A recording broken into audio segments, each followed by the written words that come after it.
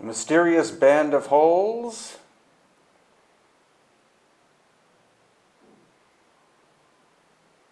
And Tambo, Colorado in Peru.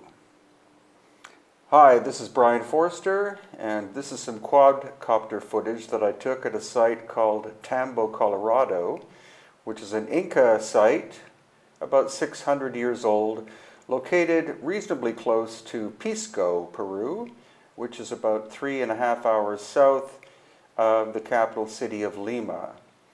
Now, as you can see, it's an adobe construction, and it is typical Inca of the area, as there is no fine or good stone in this area. Most of the Inca constructions were made out of adobe, and Tambo, Colorado means Tambo is in or center, and Colorado is color. So Tambo is an Inca word, whereas Colorado, of course, is a Spanish word. But it was a major site for the Inca, and it was a transition place between the coast and Cusco in the highlands. But what's far more intriguing that I want to share with you is this, which is called the Band of Holes.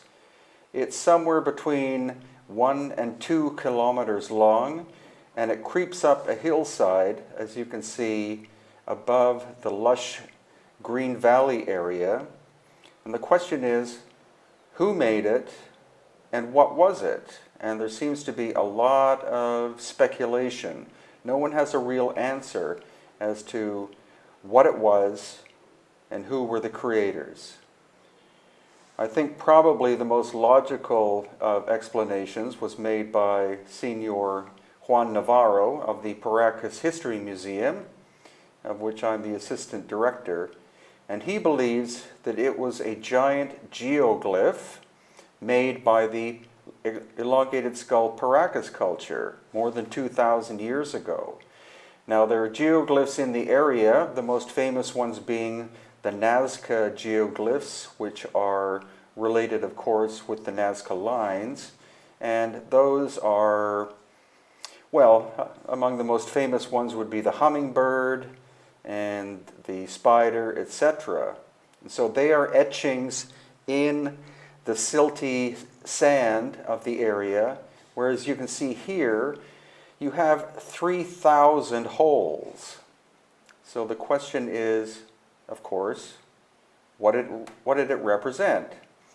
And Senor Juan's theory is that in each one of these holes, there was a plant of some kind that was planted there and watered, and because it's in a snake shape, it would have been a massive geoglyph in the form of a snake going up from the valley floor close to the top of a mountain.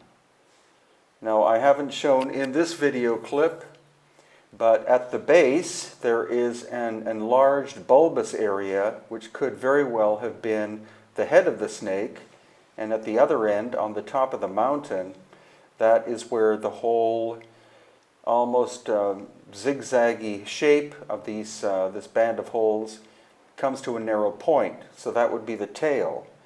And also in the head portion, that was a cemetery. So there are still bones and skulls and bits of pottery and cloth and stuff like that there.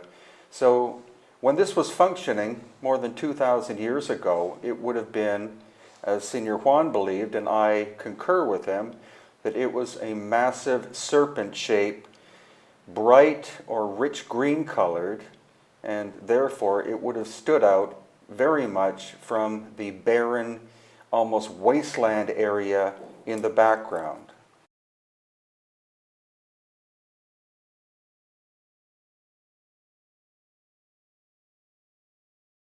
Question.